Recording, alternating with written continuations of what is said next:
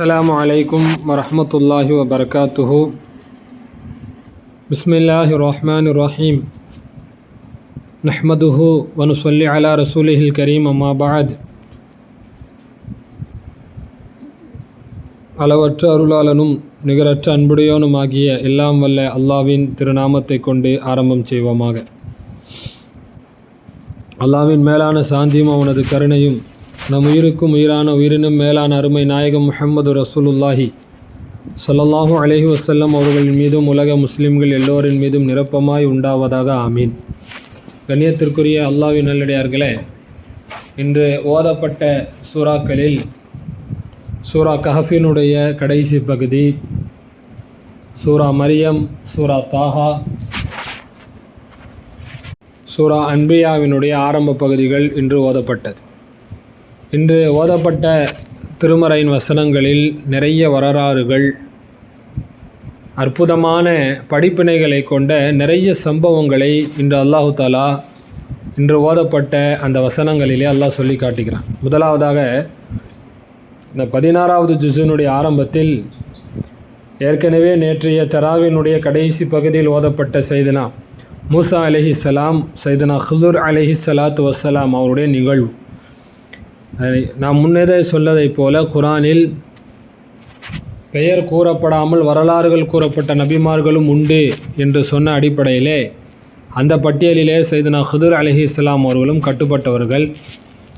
அறிஞர் பெருமக்களிடத்திலே ஹுதுர் நபி அவர்கள் நபியா அல்லது இறைநேசரா என்கின்ற மத்தியில் பலமான கருத்து வேறுபாடுகள் நிறைய இருந்தாலும் அவர்கள் நபி என்பதற்குண்டான கருத்து தான் மிகவும் சற்று முன்னுரிமை தரப்படக்கூடிய கருத்தாக இருக்கிறது. அவர்கள் நபி என்ற கருத்து தான் அறிஞர்களில்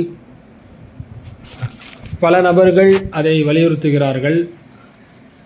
நமக்கு நோக்கம் ஹிதர் நபி அலைஹிஸ்ஸலாமுடைய வரலாற்றில் இன்றைய காலகட்டத்திற்கு தோதுவான ஒரு முக்கியமான நிகழ்வை அல்லாஹு தாலா அந்த வரலாற்றிலே வைத்திருக்கிறான். என்ன வரலாறு? சைதனா மூசா அலைஹிஸ்ஸலாம் ஒரு முறை அல்லாஹு தன் மக்களிடத்திலே உபதேசம் செய்து கொண்டிருக்கும் பொழுது அதில் ஒரு ஆள் கேட்டார்கள், உண்மையிலேயே நன்கு அறிந்த கல்வியாளர் யார் அப்படின்னு கேட்டான்.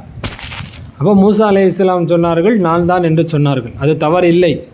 ஏனென்றால் ஒரு சமுதாயத்தில் ஆக நன்கு அந்த நபி என்பவர்கள் அந்த சமுதாயத்திலேயே நன்கு அறிந்தவர்களாக ஆலம் என்று சொல்லப்படக்கூடிய நன்கு அறிந்தவர்களாக இருப்பாங்க. அது நபிமார்களுடைய நிபந்தனை. ஏன்னா ஒரு சமுதாயத்துக்கு வரக்கூடிய நபி அவரை விட ஒரு அறிவாளி அந்த சமுதாயத்தில் இருந்தாங்கன்னா அது சரிப்பட்டு வராது. எனவே ஒரு சமுதாயத்தில் சிறந்த அறிவாளி யார் அப்படின்னு சொன்னால் அந்த நபி தான். மூசா அலைஹிஸ்ஸலாம் சொன்ன பதில் சரிதான். ஆனால் அல்லாஹு தாலா இந்த பதிலை விரும்பவில்லை. ஏன்? அல்லாஹ் தான் அறிந்தவன் என்று சொல்லியிருக்க வேண்டும் என்று அல்லாஹ் உணர்த்த ஆசைப்பட்டு மூசா அலைஹிஸ்ஸலாம்கிட்ட அல்லாஹ் சொல்கிறான், 2 கடல்கள் சந்திக்கக்கூடிய இடங்களில் என்னுடைய அடியார்களிலே ஒரு அடியார் இருக்கிறார், அவருக்கு என் புறத்திலிருந்து ஞானங்களை கொடுத்திருக்கிறேன், நீங்கள் போய் பாருங்கள், அவர்களை சந்தியுங்கள் என்று சொன்னார்கள். வரலாற்றினுடைய சுருக்கம், மூசா அலைஹிஸ்ஸலாம் தன்னுடைய சீடர் யூஷா இப்னு நூன் அலைஹிஸ்ஸலாம் அவர்களை தன்னோடு அழைத்து கொண்டு அந்த ஹிதர் நபி அலைஹிஸ்ஸலாம் அவர்களை சந்திப்பதற்காக செல்கிறார்கள். அல்லாஹ் என்ன ஒரு அடையாளத்தை சொன்னான், போகும்பொழுதே ஒரு மீனை கொண்டு போய், எப்படிப்பட்ட மீனுன்னா அது பொரிச்சு வேற கொண்டு போனான். ஏற்கனவே மீன் தண்ணியிலேருந்து வந்தால் இறந்துடும். அந்த மீனை பொரித்ததற்கு பின்னால் அதை வைத்து கொண்டு சாப்பிடும் விதத்தில் அதை தயார் செய்து எடுத்துக்கொண்டு சென்றார்கள். போகும்பொழுது குறிப்பிட்ட அந்த இடம் வருது, அங்கே இவர்கள் சற்று ஓய்வெடுக்கிறார்கள். அந்த இடத்தில்தான் மாவுல் ஹயாத், நித்திய ஜீவன் உள்ள நீர் அப்படின்னு ஒன்று ஓடுது. அதுவாக இந்த உலகத்தில் இது வரைக்கும் 4 நபிமார்கள், உலகத்திலே 2 நபிமார்கள் இன்னும் ஹயாத்தாக இருக்கிறார்கள், வானத்திலே 2 நபிமார்கள் ஹயாத்தாக இருக்கிறாங்க. வானத்தில் இருக்கக்கூடிய நபிமார்கள் சைதனா இத்ரீஸ் அலைஹிஸ்ஸலாம், சைதனா ஈசா அலைஹிஸ்ஸலாம். பூமியிலே ஹயாத்தாக இருக்கக்கூடிய நபிமார்களில் சைதனா ஹிதர் அலைஹிஸ்ஸலாம் அவர்களும் சைதனா இல்யாஸ் அலைஹிஸ்ஸலாம், இந்த 2 நபிமார்கள் பூமியில் இன்னும் உயிரோடு இருக்கிறார்கள்.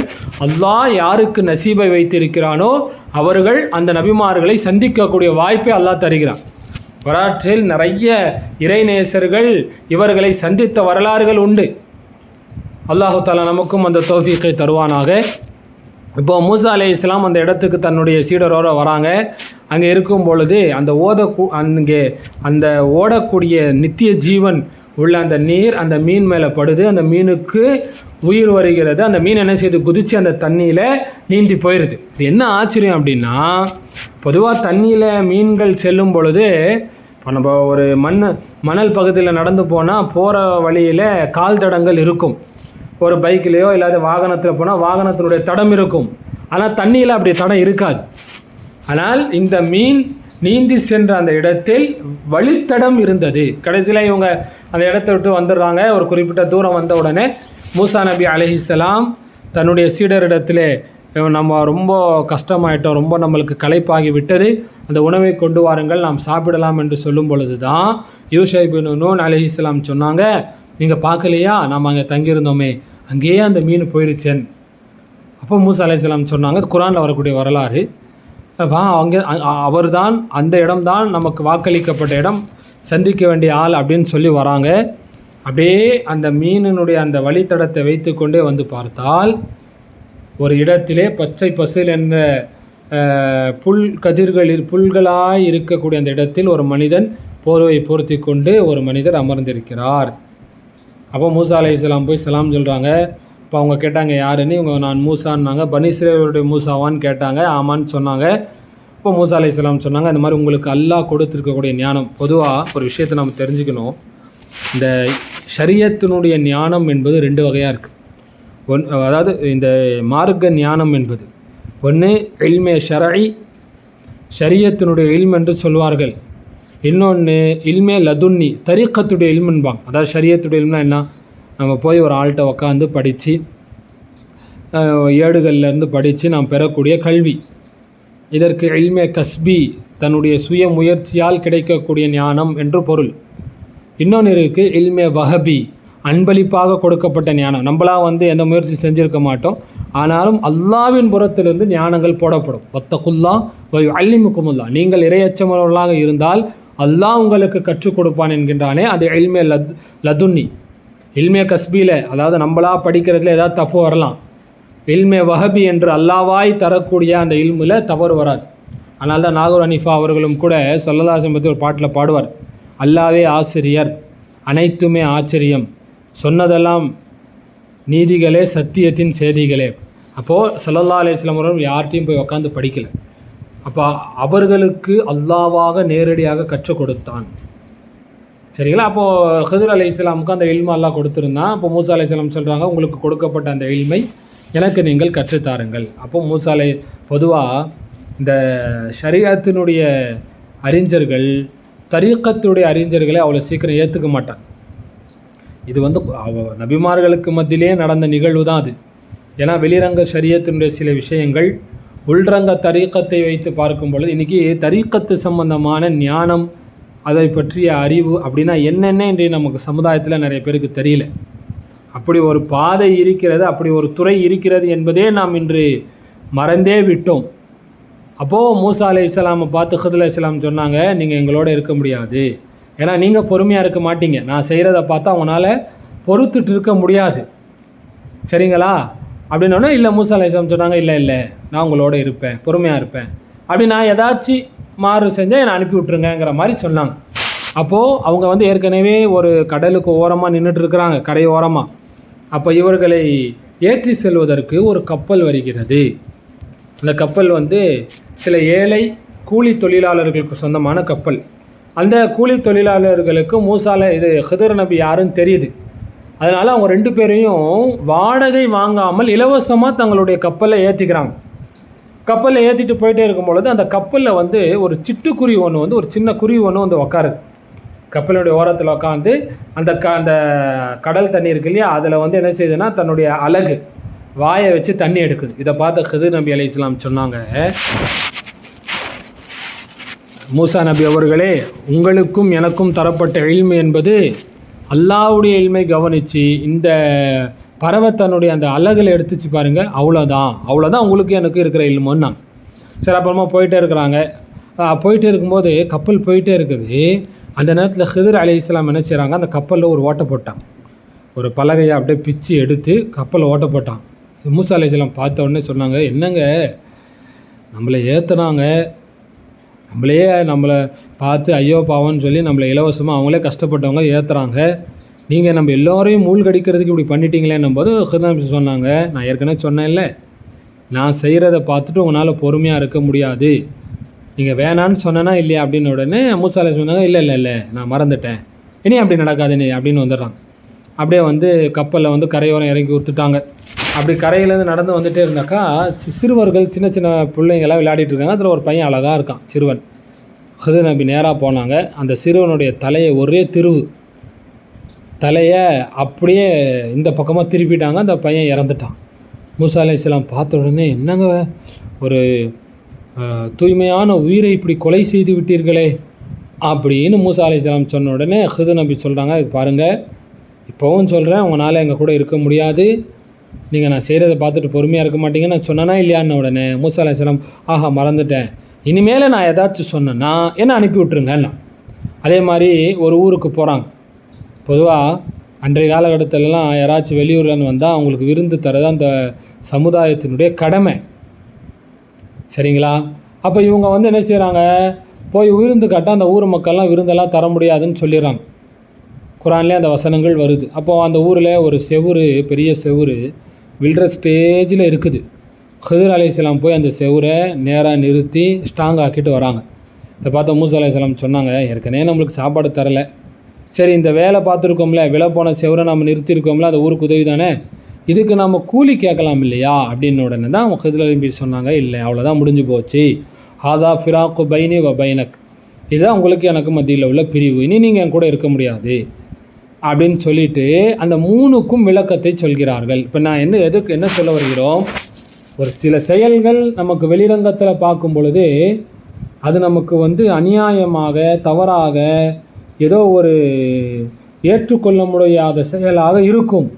ஆனால் அதற்கு பின்னாலே நிறைய கயிறுகள் இருக்கும். விதியினுடைய ஏற்பாடு என்ன என்பது அல்லாஹ்வுக்கு மட்டும்தான் தெரியும் என்கின்ற ஒரு ஆழமான ஞானத்தை, தத்துவத்தை ஹிதர் நபியுடைய இந்த வரலாறு நமக்கு சொல்லுது.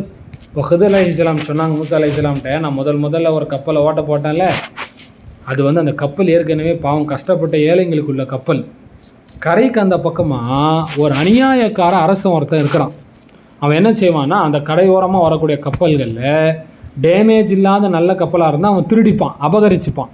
இப்போ இவங்க கப்பலில் ஓட்ட இருக்கிறத பார்த்தா அபகரிக்க மாட்டான், இவங்ககிட்டே கொடுத்துருவான்.